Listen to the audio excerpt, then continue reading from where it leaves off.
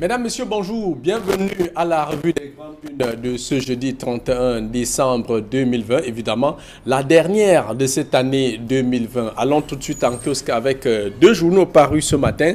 On commence d'abord par le quotidien gouvernemental Cameroun Tribune qui met en sa une... harmonisation des départs à la retraite, la surprise du chef, écrit le quotidien gouvernemental. Justement, à propos, le journal indique que le président de la République, Paul Biya, a signé hier un décret harmonisant à 60 ans l'âge de fin d'activité pour les catégories A et B de la fonction publique et 55 ans pour les catégories C et D.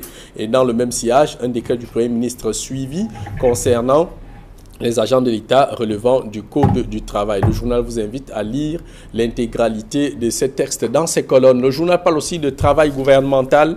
Le rappel à l'ordre du Premier ministre, président hier, le conseil de cabinet du mois de décembre. Le Premier ministre chef du gouvernement, Joseph Dion-Ngouté, a invité tous les ministres de son équipe à plus de solidarité et de concertation en vue du succès de la politique des grandes opportunités du président de la République, conclut donc le journal Cameroun Tribune.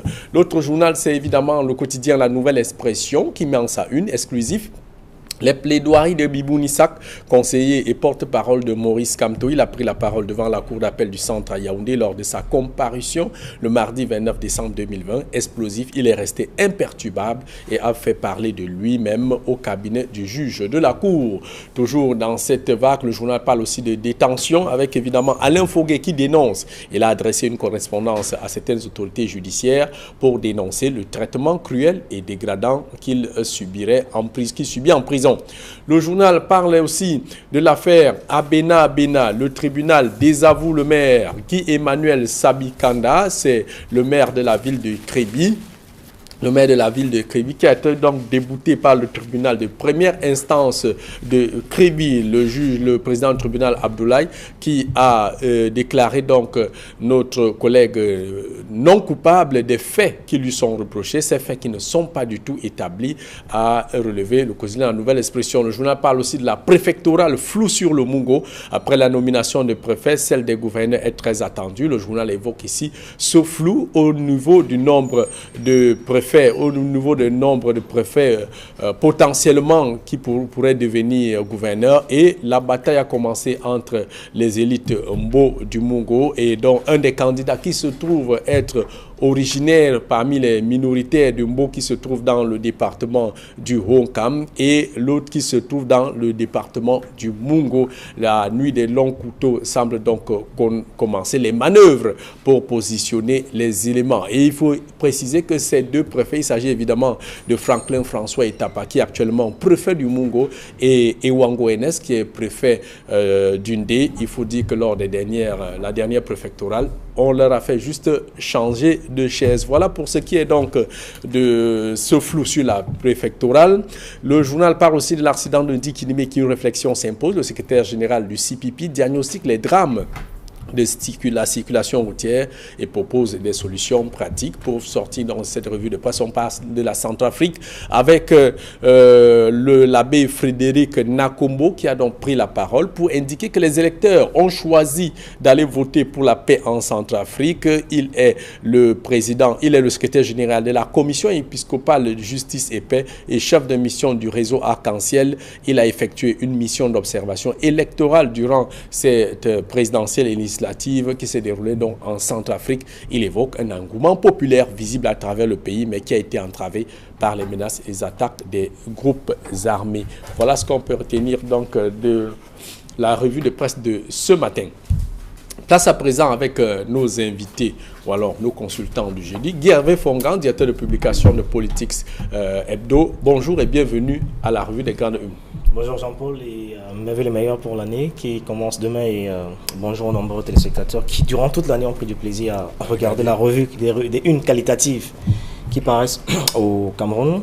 Je voudrais, comme il est des rituels, commencer, finir l'année justement, non seulement pas forcément pour de l'actualité, mais pour émettre des vœux contre la fin d'année, en observant trois choses. La première chose pour dire que vous vous rappelez ici il y a quelques mois, que nous promettions en 2020 que nous allons prendre notre bâton de pèlerin et en contribuer à augmenter la masse critique des populations pour que, au lendemain des présidentielles, que ceux-ci prennent leurs responsabilités et que la masse critique n'est pas encore assez importante au Cameroun. Donc, un des premiers leviers qu'il fallait activer, c'était justement la mise en place de ce journal politique qui, au-delà d'informer, éduque et responsabilise. Donc, c'est la Sainte Trinité un peu qui guide notre positionnement éditorial. Donc, on l'a fait en 2020.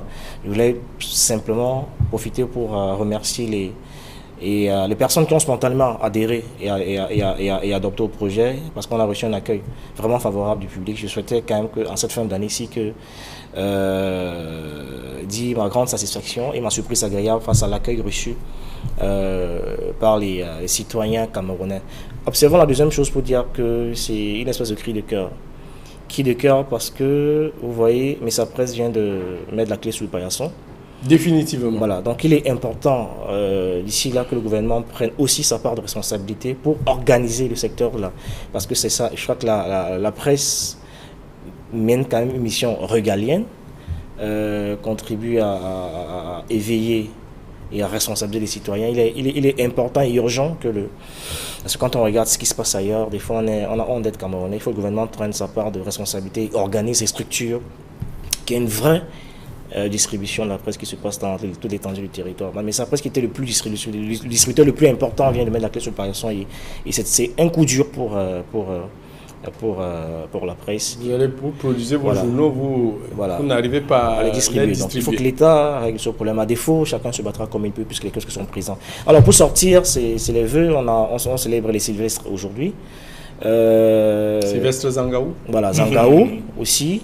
Et je voulais quand même avoir une pensée pour un des rares capitaines d'industrie qu'on a dans la sous-région, Sylvestre Songou-Chingé, le PDG de Congel Camp, qui était un très fidèle de cette émission aussi.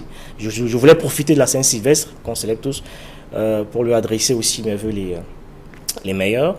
Et penser à tous les Camerounais qui, toute l'année, ont pris du plaisir à regarder cette émission de qualité. Donc, bonne année à vous. Et quoi qu'il arrive, restez fort parce que l'impossible recule quand on vient vers lui. On va passer aussi au sénateur Sylvestre Naondoa, ancien ministre de la République. Camille Nélé, bonjour et bienvenue à la revue des Grandes Unes. Jean-Paul Chouniat, bonjour. Très heureux de vous voir, surtout sur ce plateau le dernier jour de l'année. Ça veut dire que c'est vous qui bouclez l'année de la revue des Grandes Unes et c'est une très bonne chose de vous la boucler. Je le vois dans une santé étincelante. Bonjour. Le Seigneur a voulu que ce soit un jeudi quand je présente. Voilà. Bonjour Guy Hervé Fongan, mon compagnon de jeudi, de toute l'année. Guy Hervé Fongan, qui a connu le meilleur et le pire cette année. Il a connu le pire en perdant sa génitrice. Tout le monde le meilleur avec la naissance. Le meilleur avec la naissance de Politics. Donc Guy Hervé Fongan, vous savez très bien que le bonheur et le malheur marchent toujours ensemble. Vous connaissez cette chanson de Manu Dibango, Ndutu Namuyenge. Donc vous prenez cela comme tout simplement les vicissitudes de l'existence et je pense donc on ne peut s'en échapper. On ne peut pas échapper. Bonjour aux téléspectateurs d'Equinox Télévision, mais en particulier j'ai un bonjour très particulier que j'adresse au commandant pilote d'avion Njikam Djimoulus Gérard, commandant de la Camer. Tout à fait, Camer. On a eu à le rencontrer à Bafoussam. C'est un accro pas possible de la revue des Grandes Unes avec son ami Pouchambou, journaliste que vous connaissez aussi. Donc bonjour à tous les spectateurs d'Equinox Télévision et une bonne année à vous tous en espérant que pour l'année 2021, vous continuerez toujours à nous soutenir et être là et toujours à déguster notre vision et surtout notre décortiquage de la presse nationale chaque matin. On ne va pas oublier aussi le commandant Martin Topé, qui est aussi à la Camer, Martin Topé, effectivement, qui nous a fait survoler le ciel de Bafoussam à bord des aéronefs de Camer. Alors pour l'actualité qui retient mon attention, mon actualité est toujours la même. Et moi, elle ne cesse pas de hanter mon esprit. Nous venons de vivre une élection présidentielle en Centrafrique qui applaudit aux quatre coins de l'Afrique et aux quatre coins du monde, c'est tout le monde qui applaudit.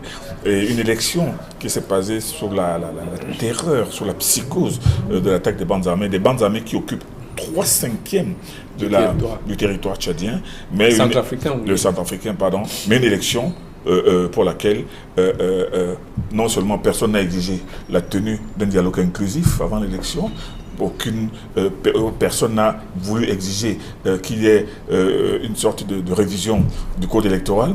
Je dis que voilà un pays qui s'est assumé, qui a estimé qu'il était important pour lui de respecter une échéance normale pour changer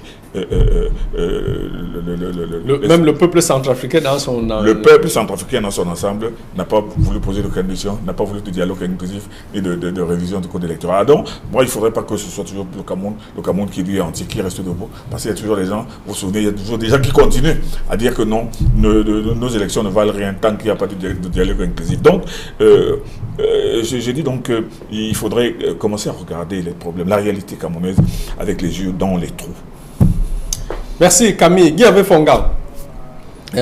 Une fois n'est pas coutume, on va commencer par cette affaire à Kribi où le reporter, tout le monde, le correspondant d'Equinox Télévision du quotidien La Nouvelle Expression, avait été assigné en justice sur citation directe du maire de la ville de Kribi, Emmanuel Sabikanda. Et évidemment, les motifs évoqués, c'était diffamation, déclaration mensongère, injure, fausse nouvelle et outrage à une autorité publique.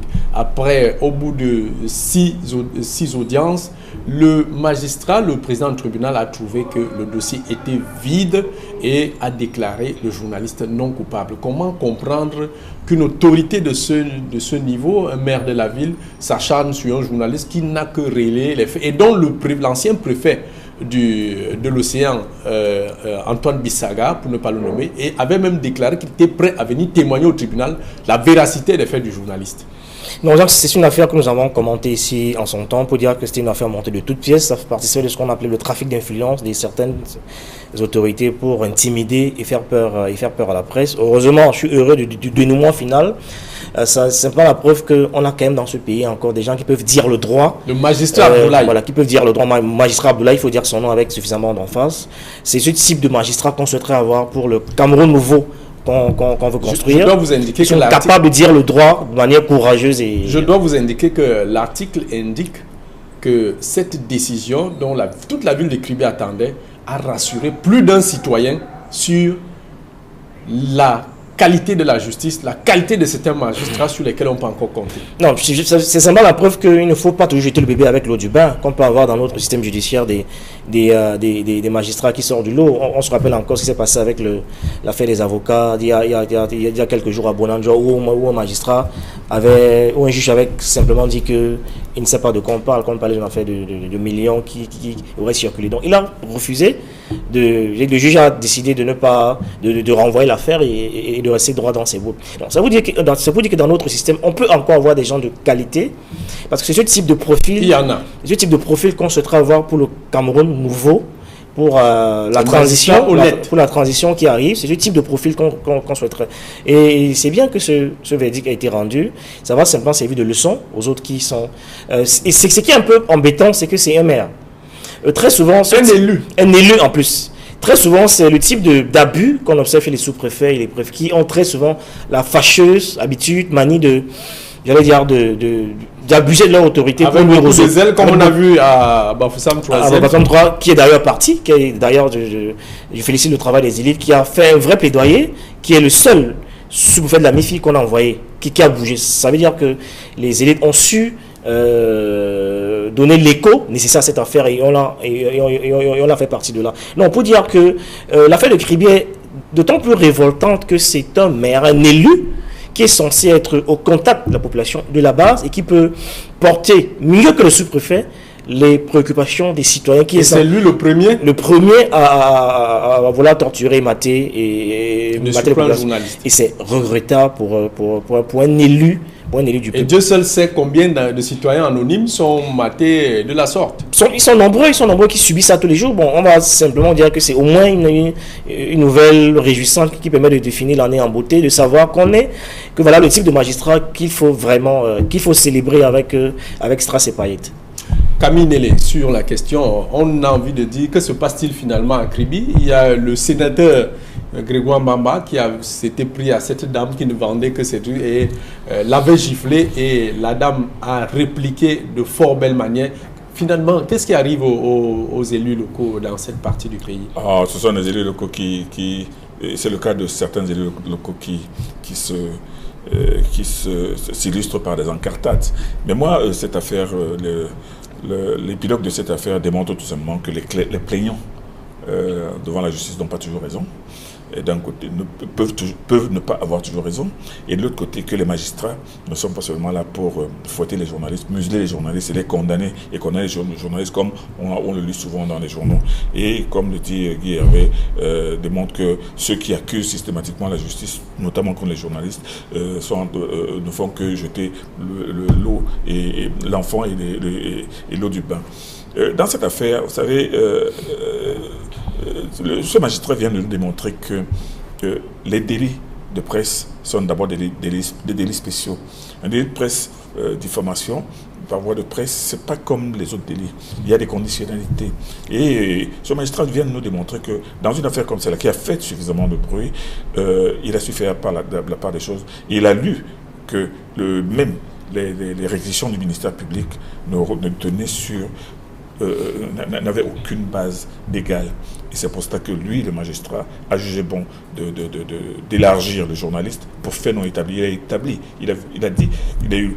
Je ne sais pas s'il a eu besoin de courage, mais moi je pense qu'il a juste puisé dans ses connaissances, dans son expérience et dans son expertise pour établir qu'il ne sert à rien de poursuivre ce journaliste. Il n'y a aucun fait allégué par le plaignant n'est établi, donc il a relaxé.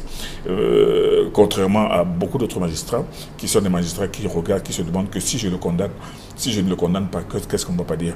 Voilà des gens qui emmerdent, qui insultent le ministre, qui insultent le gouvernement. Outrage à une autorité. Il faut le régler, surtout quand il s'agit d'une autorité. Moi, je pense que ce magistrat n'a pas seulement été courageux. Vous pouvez le dire, et surtout quand il s'agit d'Equinox, vous pouvez le dire. Pardon? Surtout quand il s'agit d'Equinox. Ah, Equinox, vous savez, Equinox, c'est le médium qui suscite autant de l'admiration d'un côté qui suscite de l'urticaire de l'autre. Mais vous savez, personne, même Jésus-Christ n'était pas aimé par tout le monde. Bien sûr, il y en a qui continuent à l'adhérer jusqu'à aujourd'hui. Il y en a qui l'ont suffisamment haï pour le crucifier. Mais ça ne veut pas dire que c'est la minorité qui haït Jésus, qui a eu raison. Non, ça veut dire qu'on a beau faire des procès à Equinox. Equinox demeure le numéro 1 jusqu'à aujourd'hui, non seulement. Et c'est grâce à vous aussi, Camille.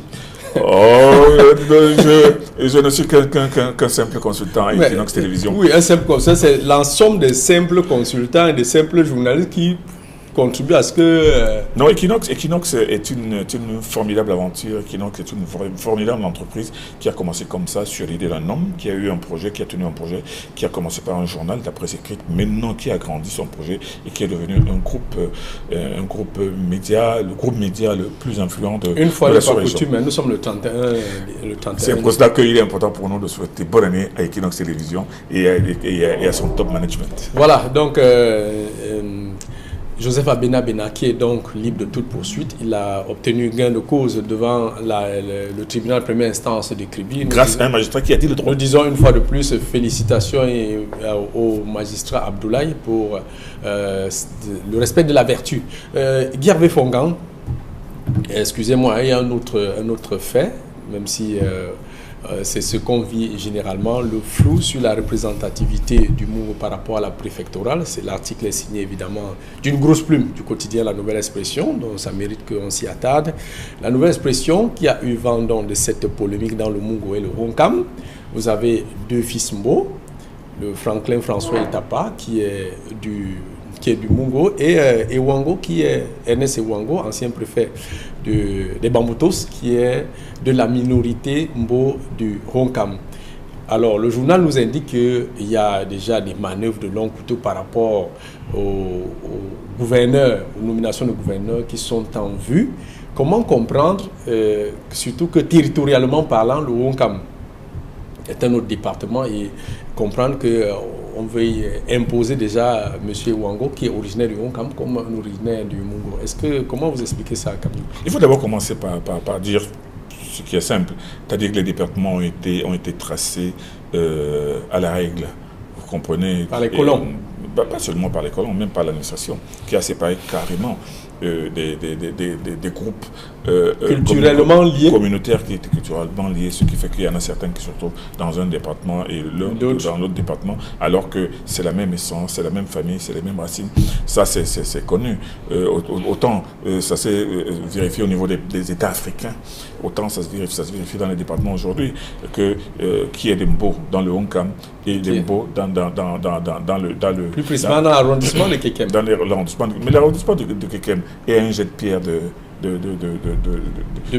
melon. Ce qui fait que il n'y a rien de surprenant à cela. Mais maintenant, aujourd'hui, quand on regarde les combats de leadership que l'on enregistre aujourd'hui, en estimant que les uns sont de Kekem, les autres sont de Mbo, moi je pense que c'est un mauvais procès. C'est une situation assez difficile à avaler, dans la mesure où, par exemple, le préfet Itapa, que beaucoup de gens ont connu ici à Douala, comme ce préfet Douala 5e, qui a fait une carrière exceptionnelle, et dont on connaît. Secrétaire général de région. Voilà. Donc le préfet Itapa, il est injuste aujourd'hui de l'opposer à son collègue. Son jeune frère d'ailleurs. Son jeune frère d'ailleurs du Honkam, tout simplement en estimant que l'un est d'un département et l'autre de l'autre département. Tous les deux sont des Mbo, tous les deux sont des Camerounais. Tous les deux. Mais est-ce que sur le plan de la, si on va le dire ainsi, sur le plan de l'équilibre départemental, s'il fallait choisir à l'heure où il est un gouverneur venant du Mungo ou bien du Honkam, et qu'on tienne compte de l'approche sociologique, ça se passerait comment? Le choix d'un gouverneur relève toujours du pouvoir discrétionnaire du chef de l'État. Tout à fait. Et moi, je ne pense pas que... et parfois, ce n'est pas forcément la compétence. Hein. Parfois, il y a d'autres paramètres. Il y a d'autres paramètres qui font que le chef de l'État arrête son choix sur l'un ou sur l'autre. Mais toujours est-il aujourd'hui qu'il y a certains préfets qui se distinguent mieux que d'autres. Il y a certains préfets qui brillent beaucoup plus que d'autres. Il y a certains préfets dont les états de service sont beaucoup plus flatteurs que d'autres. Mais aujourd'hui, commencer à faire des spéculations et même des supputations sur les éventuels gouverneurs qui vont bientôt être nommés, moi je pense que c'est un débat suranné dans la mesure où, vous savez, il est difficile de voir dans la cuvée des nouveaux gouverneurs, des gouverneurs qui vont certainement être nommés d'ici peu. Je pense qu'il sera difficile de voir là-dedans un préfet qui vient d'être fraîchement nommé. On est au Cameroun, Camille. On est au Cameroun, mais ça, moi je pense qu'il faut être logique, il faut être conséquent. Ça proviendra d'abord, il y aura un jeu de chaises musicales entre les gouverneurs qui sont là. Il y en a certainement certains qui iront à la retraite. Et je pense qu'une fois de plus, et surtout à ce niveau, c'est la décision du chef de l'État qui va arrêter les choses, mais commencer à faire un combat d'arrière-boutique pour dire que non, celui-ci est du Mbo, celui-ci est du Honkam. Il faut qu'on choisisse l'autre et pourquoi les opposer. Moi, je pense que c'est un débat qui relève tout simplement du sexe des anges. La grosse polémique que vous avez oublié, enfin, volontairement de citer, s'appelle David Noho. D'ailleurs, qu'on nous salue au passage parce que c'est un autre fidèle de ce programme. Non, il faut dire que je vais peut-être ramer à compte courant pour dire que ce débat, moi, me gêne, me met dans une posture inconfortable. Parce que je suis de ceux qui pensent que les postes de gouverneurs devraient disparaître. Simplement parce qu'aujourd'hui, on a désormais le maire de la ville. Moi, j'aurais posé la problématique différemment si j'avais traité le sujet. Je n'aurais pas eu la même approche que David Noho. Parce que désormais, on a le maire de la ville, on a le président de région, on a le gouverneur, on a le préfet. Je pense que pour moi, c'est un suremploi que je trouve inutilement obèse. Parce qu'il y a des choses qu'on aurait pu éviter pour effectivement qu'on ait le sentiment de traduire la sincérité de l'État à véritablement implémenter la décentralisation. Parce que tel qu'on est parti, maintenant, avait bien discuté sur un débat sur le sexe des anges, maintenant on suppute. Et le Mungo depuis l'histoire des indépendances, a toujours été un arrondissement assez complexe. Un département assez complexe. Maintenant, on veut opposer deux Mbo pour une histoire de localité. Pour une histoire de nomination. Je pense que pour moi, c'est un débat qui est stérile, vil, puéril et vraiment contre-productif. Moi, j'aurais posé le problème différemment parce en posant par exemple que vaut la nomination des gouverneurs aujourd'hui, le président des régions. Par exemple, oui, qu'est-ce que ça vaut réellement aujourd'hui? Est-ce que l'État n'a pas vendu la chèvre en tenant encore la corde? C'est exactement de ça qu'il s'agit aujourd'hui. D'où la raison des manœuvres. D'où la raison des manœuvres. Et pour continuer à contrôler les régions avec l'illusion qu'ils ont vraiment lâché du lest. C'est ce qui est faux. Moi, je me serais attendu à ce que courageusement, que des fonctions comme celle-là, j'allais dire, disparaissent quand on parle de décentralisation et on parle de véritable transfert des compétences. Oui, il y aura des doublons, ils vont se marcher dessus, forcément ça va arriver et puis on va revenir à la case départ. Oui, mais Guy Hervé, juste pour sortir sur la question, est-ce que si territorialement et administrativement, on est dans un département autre en raison des enjeux, on trouve l'opportunité de se réclamer d'un groupe communautaire parce qu'il y a des enjeux, on oublie. C'est exactement le type de choses qu'il faut combattre avec la dernière énergie en 2021, parce que cette instrumentalisation de la tribu pour accéder aux affaires est un véritable crime contre la démocratie. Donc, on devra avoir le courage de dénoncer ce type de choses qui ne fait pas du bien à notre vivre ensemble. C'est devenu carrément, dans nos manières de faire et d'agir, une sorte de tendance lourde où les gens ont de plus en plus la fâcheuse habitude d'instrumentaliser la tribu et l'ethnie pour accéder aux fonctions. Et très souvent, c'est les mêmes qui reviennent aux affaires. C'est-à-dire administrativement rattaché à un très souvent, c'est ça. Il faut revendiquer. Oui, il faut que les gens arrêtent d'instrumentaliser l'ethnie ou la tribu pour accéder aux affaires. Oui, mais seulement, moi je suis un peu du même avis que vous. C'est-à-dire qu'il faut toujours, il faut arrêter de regarder la tribu de la personne qui vient d'être nommée. Mais malheureusement, au Cameroun, c'est ce réflexe à la peau dure. Parce que quand on ne va pas retrouver un gouverneur ou un préfet de son village, on va se dire, ah tiens, on nous a oublié, on met seulement les autres. Mais malheureusement, moi je pense que nous devrions, nous Camerounais aujourd'hui, dépasser cela et estimer que quand un gouverneur ou un préfet est nommé, ne pas regarder sa tribu, ne pas regarder son département, mais se dire tout simplement que c'est un haut comité d'État qui a été appelé par le chef de l'État. Parce que, vous savez, dans les années 60, quand M. Ahidjo était en train de construire ce pays, et même si on parlait d'équilibre, il y avait l'équilibre, mais il tenait d'abord compte de la compétence, il tenait compte de la capacité à servir. Et moi, je pense que c'est le plus important, être en mesure de bien servir le Cameroun. Et c'est ça qui est beaucoup plus important que de compter le nombre de préfets, de sous-préfets. Comme j'ai vu dans un journal où quelqu'un a demandé pourquoi est-ce que certains... Le Mbéré n'a pas de préfet. N'a jamais eu de préfet, on n'a jamais eu de sous-préfet. Moi, je trouve cela tout simplement... Camille, en tout cas, ce qui est sûr, seul le président de la République va trancher. Il sait qui il va nommer ou il ne va pas. Ça ne sert à rien de gesticuler avec la tribu. C'est de la gesticulation, comme vous voilà, qui est bien dit. Guy Hervé Fongan, pour sortir, on va parler de cette plaidoirie de Biboum Nissak où il est resté droit dans ses bottes. Comment vous expliquez cette témérité du garçon? Rapidement, je voulais observer deux choses. Parce que quand j'ai vu cette une, moi j'ai sursauté. J'ai la prétention d'avoir bien fait mes humanités. Je passe au contrôle du doyen qui a beaucoup d'expérience que moi. Je ne sais pas si je vais dire que quand je vais exclusif, je sais que les mots ont un sens. On fera une tape amicale à David et aux autres. Je veux dire que est-ce qu'un texte qui a fait le tour des réseaux sociaux peut être encore présenté comme exclusif? Je peux me tromper, bon. Je fais confiance aux aînés. Moi, j'ai été embêté de voir ça. Alors qu'on a tous lu ça depuis. Bon, bref, ça c'est pour la forme. Maintenant, pour le fond, je veux dire que j'ai été, moi j'ai pas été surpris de la tonalité du discours de Biboum Nissak, que j'ai reconnu le Biboum que j'ai. D'ailleurs, c'était en 2019, le 29 juin, quand nous organisons les awards des hommes politiques tellement Feubé. Je crois qu'il avait reçu, un prix. Personnellement, il avait reçu le prix de l'homme politique Maurice Kamto et la femme comment ça s'appelle, Michel Ndoki, conférence politique de l'année. Et je veux dire que on était en plein cœur de Yaoundé, au Mont Feubé, quand Biboum, à qui j'ai remis le prix personnellement, a pris la parole.